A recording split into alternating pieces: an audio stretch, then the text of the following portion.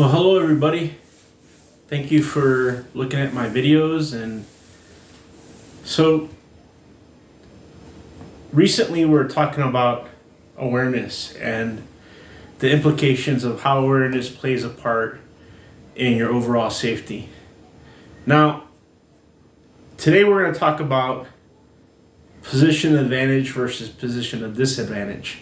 We're going to talk about putting yourself in a situation when confronted by a potential threat, and how, or the mindset that you should have in order to help gain time and distance in order to make a necessary move, either to, I'm going to use the terms that the Department of Homeland Security here in the U.S. uses, the run, hide, fight methodology.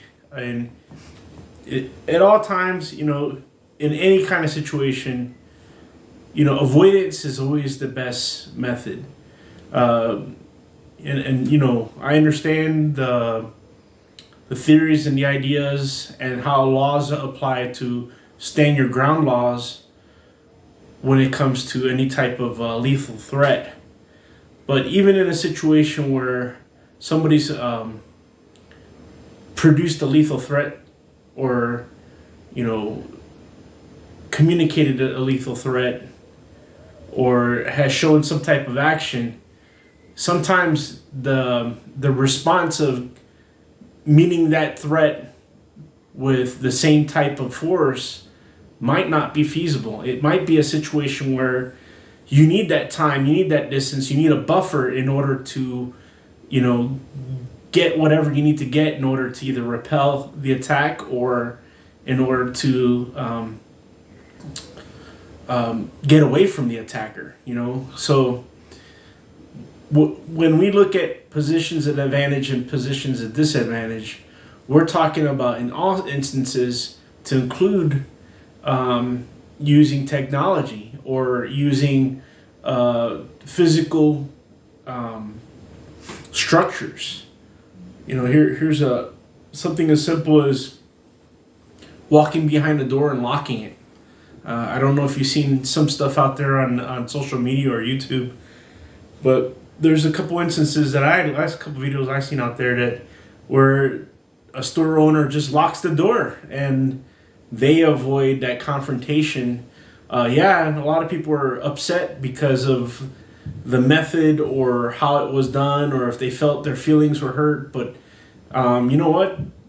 Something as simple as locking the door or standing behind the door and locking it might be something that can buy you time in order to make yourself and your family or your coworkers safe. So always putting yourself in that position of advantage and putting that aggressor in a position of disadvantage is a mentality. It's a mindset that should always be like at the top of your list.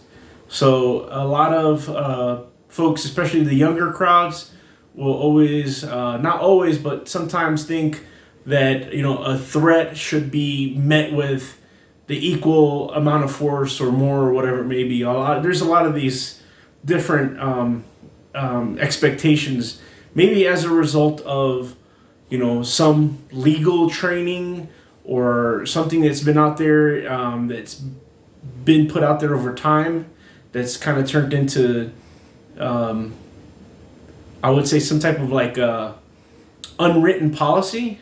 But I would say no. If you have no obligation to protect, let's just say like a piece of property. I mean, is a life worth more than a piece of property? Now, if like let's go into a subject like a vehicle, for instance. If somebody's stealing your car, and you're watching them from your home or whatever it may be, is it worth your life or the life of people around you, not necessarily just of the perpetrator, but somebody, innocent bystander, or somebody is walking by that can find themselves getting hurt? Is it worth it? Now, if it's a different scenario. Like you're in your car, you have your family in your car, and somebody tries to carjack you. Then I would say that the threat is so escalated to a point that you have no choice. You've been cornered, and these are probably terms and ideas that you want to use when you explain exactly what occurred that led you to use some type of force. Always having explaining how not you but the perpetrator put you in a situation that you had no choice is always a great opportunity to kind of shine the light on that you're not the bad guy or girl. You're not the one that caused this. You didn't initiate it, and you're in a situation where you could not get out of it unless you use some type of force. So going back to the position advantage and position of disadvantage. If you're in a situation and you finally, let's just say it's a gunfight, for instance, and you, by some chance, the bad person comes up to you, pulls a gun on you, you pull the gun on them, you shoot them before they shoot you, and they drop the gun. Is the fight necessarily over with? Probably not. Do you have other obligations? Okay, well, your first obligation should be you and your family. If at any situation, even if that person is still is injured and still mobile, is making certain that person doesn't have that opportunity, that advantage over you in order to come back and do something again. So that would be like using command, strong and loud commands to get them to stop and to back away or get down. A lot of folks out there in the firearms training realms have put out stuff like they're like on video with, for instance, calling 911, before and after some type of incident, and giving them your location, and speaking to the perpetrator while you're on 911 while you're being recorded. There's a lot of great ideas. I mean, if you think you can do that, if you think that those motor skills that you have, that you can think or remember to do that during an incident, great, go for it. I have been in a lot of incidents, and it's so dynamic, and everything's happening so fluently that the only things I'm able to do are things that I had been training on for numbers of years, every other week or month, and that I had kept that practice up on. So something as simple as, hitting a radio key on a police radio, that would be simple enough for me to do, and something that I've practiced. Now, for me to grab a phone and dial a number would be for me, it's trivial. I think it'd be kind of tough, especially during the dynamics of an incident. Now, if I thought to do it, with the adrenaline pumping and all that, if I thought to do something like that before an incident took place, yeah, that'd be great. But most instances, we don't expect to get ourselves into any kind of situation. It happens quickly. It catches us usually by surprise. So these are all great things, but the distractors are something that can put you in a position of disadvantage. So always looking at the obvious, putting yourself in a situation in an angle of taking off angle of a fire, or eye contact, telling the perpetrator or the bad guy or girl, hey, don't look at me, look down, the police are coming, that kind of stuff, while you're being recorded on 911, whatever it may be, or witnesses are present. That's all good stuff. And also, the de-escalation part of that, of putting yourself also in an advantage of trying to de-escalate even from the start, if you can. Like I said, in most instances when you're dealing with a situation where you're being robbed or you're being attacked or something, it's very quick, very furious, very violent, and most times you don't have enough time to really think. Everything is action, and the action can take anywhere from a couple of seconds to minutes. Those minutes will feel like an eternity.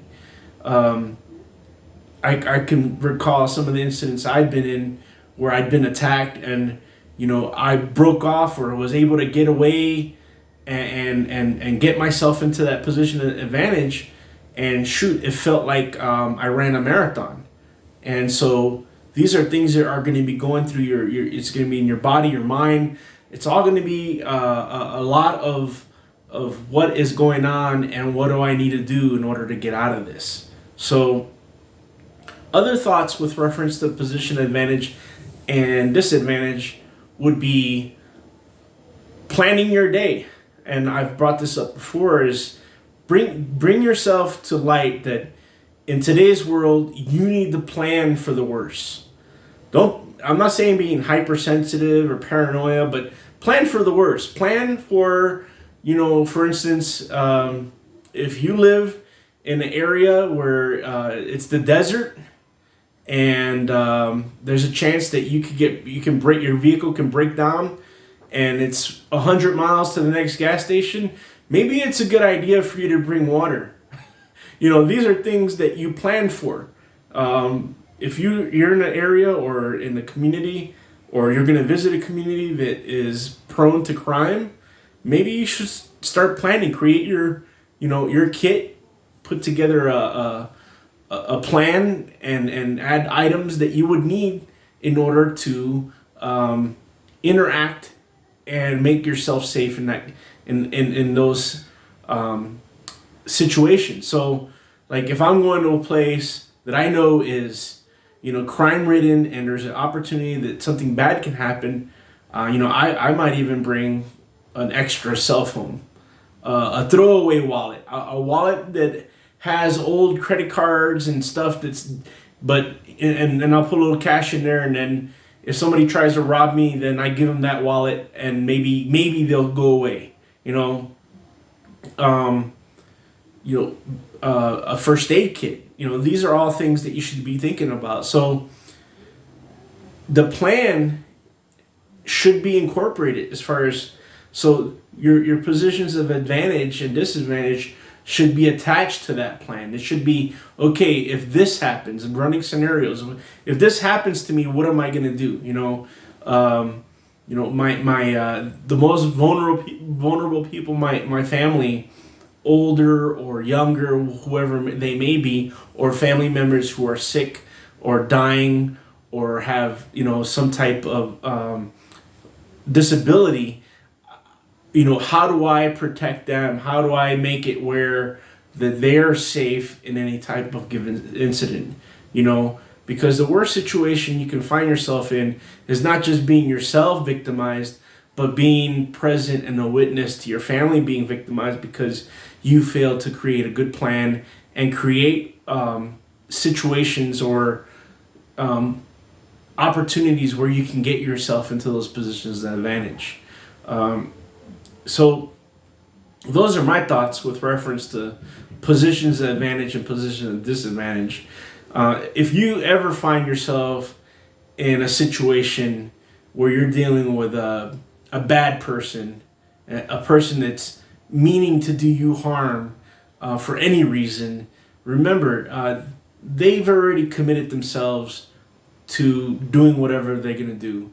And you need to commit yourself to keeping yourself safe and your family members safe and your coworkers. So always keeping that in mind, especially when it comes to any type of emotional feeling, that whatever you do, you're not doing harm. You're actually you're trying to protect yourself and protect those that are important to you. If somebody, like for instance, some of these shootings that are taking place around the country and even around the world, comes in, a perpetrator comes into any kind of scene or location, and they're shooting or doing whatever they do, you know, don't feel bad. Don't not put yourself in a position of advantage as a result of how you think that you don't want to hurt somebody, because by not making some kind of move or putting yourself first, in most cases you're gonna probably be one of the victims, and the victim situation starts right up here inside your mind. So don't be a victim, refuse to be one, and always put yourself in a situation where you can win. And the only way of doing that is thinking about how to win the encounter, how to win the situation, so then you can live and give feedback and opportunities and understanding to others, so that way they understand exactly what to expect if they were ever to fall in a situation like that. Well, thank you for watching my video, and hopefully there'll be more to come. Right now, I'm just building up. I'm getting used to doing videos. I have a habit of doing classes, but I've noticed that it's very challenging when it comes to just talking to a camera. But what could help me, or would help me, if you guys, folks out there, have any questions, please feel free. I've had a few people ask questions, and it was actually built up my opportunity to one, do some research, and two, be able to deliver additional material. Talk to you guys soon.